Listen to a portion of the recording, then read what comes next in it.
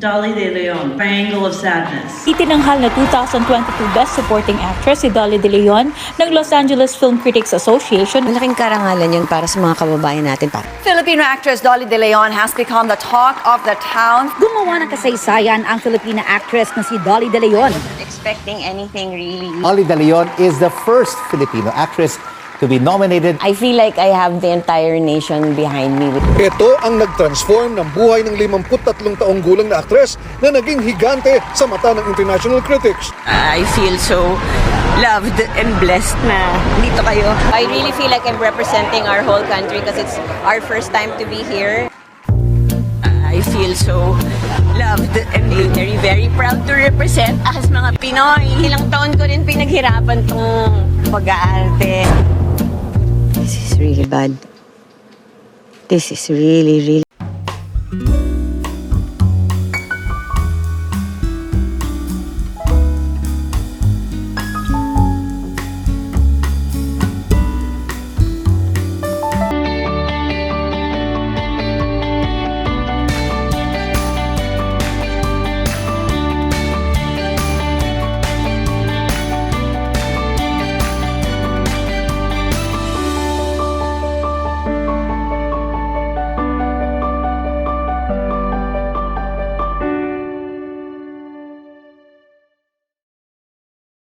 Hello friends! Welcome to our channel, the Snoopy Serna channel. Guys, alam niyo, excited ako ngayon kasi ang ating bisita ay isa pong artista na pinapangarap lang natin yung kinahinatnan ng kanyang karera. Siya po ay world-renowned, critically acclaimed ng kanyang pelikula. She won so many awards abroad. Friends, wala po iba kundi si Miss Dolly. Nakakaloka yung world-renowned. Well, Kilala kaya ako sa Czechoslovakia. Tignan natin, ha? Alam niyo, nakakatuwa po si Miss Dolly kasi may ginagawa kami for a foreign production. Yes. Siyempre, baka sabihin, baka bigla ako alisin sa cast. Sabi ko, teka muna, ano lang, kapal muksa ako na lalapitan ko si Dolly. Tapos sabi ko, Dolly, can we guess you? Nag-yes agad. Naman. Wala akong abog-abog. Miss Okay. Cookie, hindi ko kayo makakalimutan dahil yung mga days na struggling actor ako, nasa isang taping tayo ng isang show, sa isang teleserye, and ang role ko doon, abogado. Lawyer ako. So, alam mo yung ibig sabihin pag lawyer ka sa eksena, nagsasalita ka sa harap ng mga leads ng mga artistang malalaki yung mga pangalan, tas monologue. So, nakaka-intimidate. Ang haba nung, mo, Haba talaga. Tsaka puro legal terms. Pero kayo, you were so friendly with me. You were so warm. Parang hindi kayo yung child actress na pinapanood ko nung bata pa ako. You were so accommodating. You made me feel at home. I'll never forget that.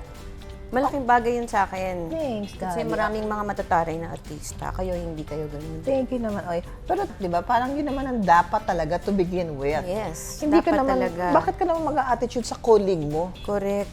Ang problema kasi, hindi nila iniisip yung mga katulad ko na colleague eh. Ang tingin nila sa mga katulad namin, medyo mas maliit sa kanila. Hindi sila ganun mag-isip na colleagues. Madam, nandito tayo ngayon sa Odds Cafe. Yes. Nagpapagawa po Nails kami ni spa. Daddy ng nails.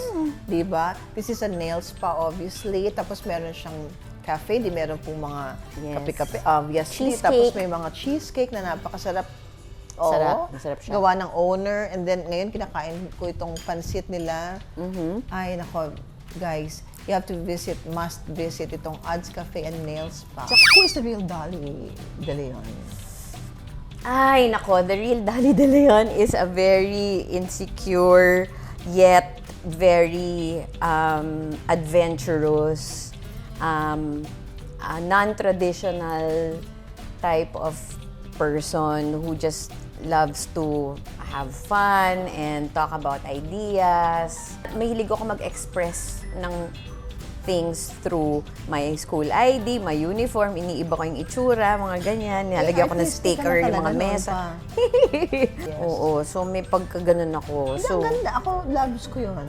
talaga? Totoo, Dali. Kasi ako, I got to the point na para bang I need to present myself in such a way because Yes. this is yung perception of what people, Oo, of what I especially am nung or who I am 70s, sa di ba? tao. Napaka-importante Does that ng make sense? perception. Yes. Napaka-importante ng image lagi ng artista. Kailangan clean image, di ba? Walang mga controversy, walang... So, ang hirap rin for you. Ang hirap talaga. Ang Kasi hirap. how old were you when you I started? started at 3. Oh my gosh. Pelikula na yun? Wow. Wanted Perfect Mother. Matatakot ka? O sige, dito ka matulog, ha? Ano? Yung sabihin dito patutulugin yan. Paano ko? Why, Daddy, don't like to sleep with me tonight? Isa nakakatuwa, Daddy, ang nag-discover sa akin, si Aling Miling plus Aling Torren. Ang ginawa lang nila sa akin noon, Leia Productions to, ang ginawa lang sa akin nung turn ko na, tinasa ko sa table, tapos tinanong na ako ni Tito Lino, what do you want to do when you grow up? Sabi ko, I want to act and act and act and act. Akala ko pasasawin ako, pakantahin, arte-arte. Wala nang ginawa. Yun lang. Yun Natuwa naman na, ako. hired ka na agad.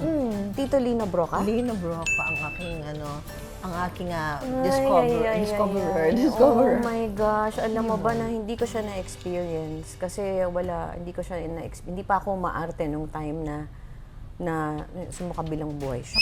Speaking of which, acting. Nung bata ka, did you always like acting? Kalaro ko lagi yung mga manika ko eh. So, sila yung kausap ko, tapos binibigyan ko rin sila ng sarili ng boses. So, mahilig ako sa play acting. Kaya lang, hindi ko alam na pwedeng gawing profesyon ng pag-artista. Akala ko, maarte lang talaga akong tao. So, when I first realized na, ay, ang sarap umarte. Alam mo yung mga skits sa school? May pinagawang skit, tas yung eksena, mamamatay yung nanay namin, kunyari. Talagang, napaiyak ako ng todo. Yung mommy ko, super strict. Bawal umiyak sa bahay. Pag pinagalitan ka, don't cry, gumaganon. So, bawal umiyak sa bahay. So, nung umiyak ako sa classroom, sabi ko, ang sarap ng feeling naman na umiyak. Naka-release Na-release ko lahat ng mga pent-up, whatever, frustrations ko. Sabi ko, ang sarap. Pero hindi ko alam na pwede maging artista. Kasi in my head, ang akala ko, pag nanonood tayo ng TV, nangyayari talaga siya in real time. Ay, ang cute. Yung ganun talaga ka-showbiz yung family. Oo. So, meaning to say, Dali, sa family, walang showbiz. Wala. Pero, walang artista nag-try. meron akong funny story. Alam mo ba na we could have been friends nung bata tayo? Because family friend namin si Ariel Ureta. Kasi girlfriend niya nun yung pinsan ko. So, lagi siyang pumupunta sa bahay. Sabi niya sa akin, gusto mo ba maging artista para merong partner si Nino Mulak? Nung time na yon, superstar si Nino Mulak. Oo naman. Yes, the child wonder. Yes, a child wonder. But because I was so shy, I didn't want. Sabi ko, ayoko. Tsaka yung... So, hindi ako pumayag. Pero kung ano ka nun, Dali, Ibang-iba siguro ang siguro nagkasama tayo sa movie. Wow, underage. Di ba mga underage? In your household ng bata ka, what were the values that were taught you na-instill sa'yo na hanggang ngayon parang nakikarry mo pa as an actor? Ang pinaka talaga na tumatak sa akin is yung table manners. Yung nanay ko very particular about table manners. Kailangan talaga mga stuff like hindi ka pwedeng kumanta habang kumakain, hindi ka pwedeng... Don't talk with your mouth full. You can't talk with your mouth full. Hindi mo pwedeng ilagay yung elbow mo sa table. Ang daming rules. Yung dad ko naman, iba, more of pinakita niya through his actions. Super bait nung tatay ko and ganun niya kami tinuruan. Never niya ever sinabi na kailangan ganito kayo, kailangan ganyan kayo. Pinakita lang niya kung paano dapat mag- Leadership by example, Yes. di ba? Ang galing, Si Daddy is Earnshaw. Yes. Oh, si Mommy. Si Mommy. Si Mommy pala ang Si Earnshaw. Mommy. May dugong banyaga po ito. Yung great-grandfather ko, siya yung mayor ng Manila nung time na yun, pinatayo niya yung Met. Yung Metropolitan Theater. So, I guess masasabi mong patron siya of the arts kahit na hindi siya artist. Yeah. So, may ganong pagmamahal Ang sa art. galing, Kaya naman pala ito, nagteatro ka. Nandun talaga sa dugo mo Siguro yung nga. pagiging Siguro artist nga. talaga And a consummate artist at that, ha? Alam mo, ang beauty ng theater, Miss Cookie, marami kang times na pwedeng magkamali, chances na pwedeng magkamali na hindi ka mahuhuli ng audience. Kasi, you know what they say, ang difference ng film sa theater is, ang play is one take lang. Yun nga. Kung magkamali ka, wala ka na magagawa. But if you think about it, that's kind of not true. Kasi marami kaming rehearsals na ginagawa. And if you do make a mistake because you're human, kaya mo na rin saluhin yun to make it look like sinadya mo. Di ba you studied at UP? Yes. Ano ba naman ang feeling na isang Di ba nag-bachelor in theater arts, UP. Tapos ang professor pa, my goodness, si Tony Mabesa. Tony Mabesa, Lang naman. yes, grabe. Strict si Tito Super Tony. strict siya, pero he meant well yung sa pag-strict niya because ganun ka-passionate yung pagmamahal niya sa theater eh. Yung strictness niya is coming from a place of love. Kasi gusto niya na irespeto namin at mahalin namin ang theater the way he did. So kung magpakita kang kahit konting disrespect, magagalit talaga siya doon. Speaking of friends, sino mga friends mo sa teatro? Friends ko sa teatro, si Uge, si Candy, si Nag-theater Harleen, si Francis Maquil Ignacio, Soliman Cruz, Dido de la Paz. Ito, parang type ko to. Uy, ako ang colors na gusto ko, yung mga earth tones. Pareho tayo, ayan, earth tone. Ito, earth ba to? Yan, oo, parang Diba? earthy. Parang nude. Nude. Pero parang gusto ko rin maging adventurous. So, magta-try tayo ng blue. Ganun eh. Alam mo, Dali, there a lot of misconceptions sa akin. Akala ng mga tao, parang I'm so safe. I'm so playing it safe. Actually, I also think you're really Talaga ba? conservative and safe. Oh my goodness. Hindi pala. I mean, Adventurous kayo. It's nice to be conservative in a lot of areas in our lives. Pero yung in terms of how I want to express myself, on the contrary, I'm quite adventurous. Like, I have tattoos. Yeah, me tapos too. I like coloring my hair. I noticed nga different may colors. tattoo kayo. Ang daming tattoo ko eh. Anong meaning yan? Ito wala naman kamining-meaning to. Napagtripan ko lang mag-drawing sa legs ko. Kayo gumawa niyan? Yes, yung drawing. Wow, Tapos grabe. Napaka-conceited nga. How conceited Your can name? I get? Sinayna ng name. I love it. Diba? Okay yan. Claim your inner power. Okay yan. Ako rin may tattoo rin ako, dalawa. Ikaw nga pala, ano yung set ng mga showbiz? Alam mo, I don't even like using the term Ako showbiz rin na eh. eh. Kasi naiilang ako. Oh. Parang there's something derogatory about it. it sounds kind Inglorious, of negative. From the theater to movies and television, was it a smooth course of transition? No, it wasn't. Nahirapan ako. First of all, masyadong malaki yung acting ko. Nadala ko yun sa TV. So medyo naging OA ako nung start. Nahirapan ako. What is the difference between theater acting and would you mind sharing Not with at our all. Kasi in friends? theater, mas malayo yung audience sa'yo. Sa camera, pag film, mas malaki ka. So, maliit lang ang acting. Pero sa theater, dahil malayo yung audience, kailangan mas malaki yung acting mo. Gestures. Kailangan maabot mo yung last row eh. Through gestures and your voice. So, pati yung acting mo mas malaki. Pero, kailangan meron pa rin truth.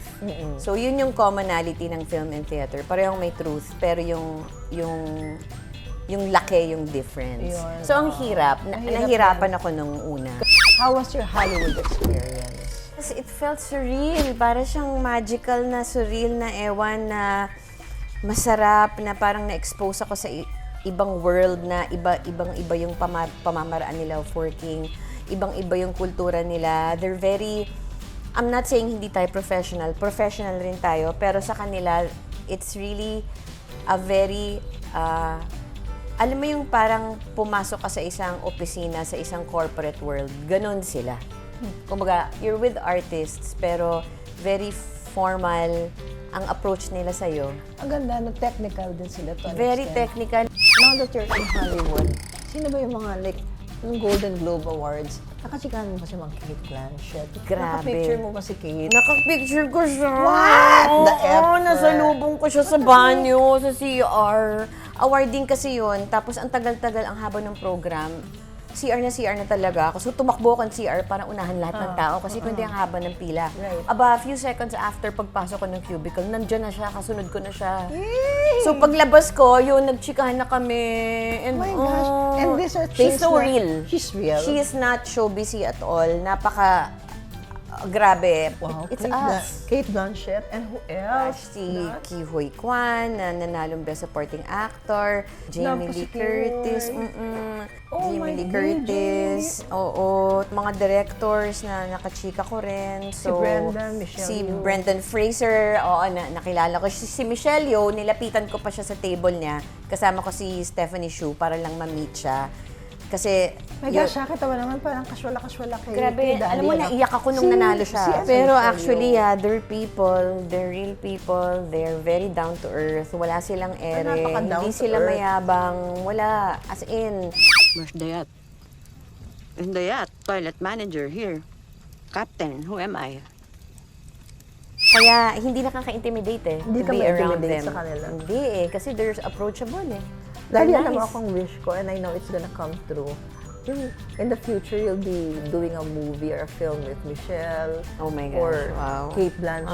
Ah, ang sarap sana nun. Nasa Hollywood ka na, nakapenetrate ka Sarap sana na. nun, sana. Sis, eto, ang gusto ko malaman, how do you get a SAG card? Aha, okay. Ang SAG card you have to have, ang requirement nila is you have to have made at least 3 productions. So at least 3.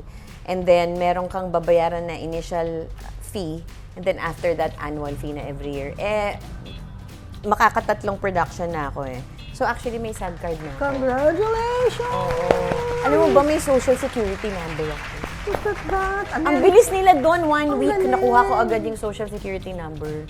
Yun ang isa pang maganda sa Amerika, ang bilis ng local government. Ang bilis, 1 week. Great ka It's na nice to talaga. be immersed in many different Immersed ka cultures. na, Hindi oo. yung sa kung saan ka lang lumaki at pinanganak. Correct, Na diba? mas nakakatalino yun eh, pag na-expose ka Exactly, sa no? iba-ibang kultura eh. I humbly agree.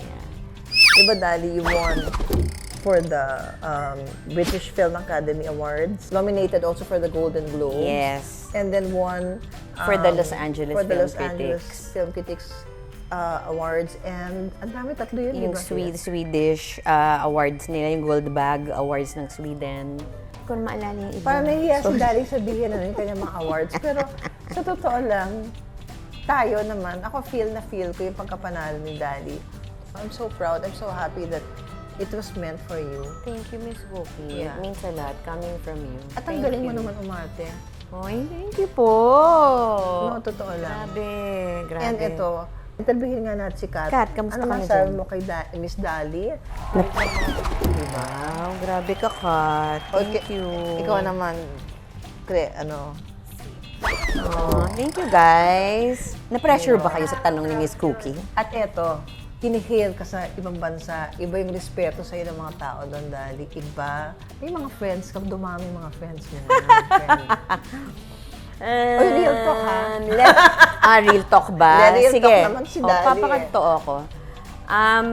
I would say yung mga taong Sorry. hindi naman masyadong warm and friendly sa akin, ay ngayon ay warm and friendly na, unfortunately.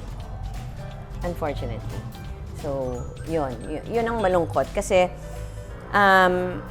sana maging warm and friendly lang tayo sa lahat ng tao Yun. in general. Totoo. Di ba? Why Kung do we ano man have- yung estado natin sa buhay, or estado nila sa buhay, can't we just be warm and friendly to everyone? Dito sa industriya natin, marami rin namang mababait, marami rin, ikaw, di ba? Maraming mga warm, maraming, si Miss Gloria Romero, hindi ko siya makakalimutan kasi nung time na may ginagawa akong soap, ganun din, siya na si Gloria Romero eh. I mean, LVN sa Pagita Days pa yun. She's really, kumbaga, epitome of stardom. But she was so, kung sino pa yung mga veterans, sila pa yung mga super warm.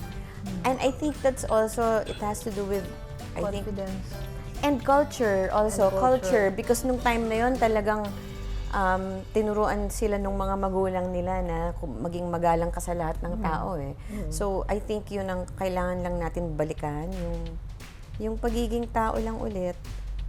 Di Ganda naman ba? ang sinabi ni Tsaka Dali. yung, imbis na maging mabait tayo sa isang tao dahil powerful and rich and beautiful sila, but hindi rin tayo maging mabait sa mga taong walang power, weak, at who don't have anything. Mas kailangan nila yung kindness natin eh, kaysa dun sa mga marami nang hinahawakan sa mundo. Saka sa film set, Miss Cookie, ang pinakakuwawa dun yung crew. Kasi silang unang-unang dumadating sa set. Nagtatrabaho sila the whole time. Tayo nakakapunta tayong tent at magpahinga, mag-siesta eh. Sila tuloy-tuloy sila. Hanggang tayo mapack up, nandun pa rin sila nagliligpit.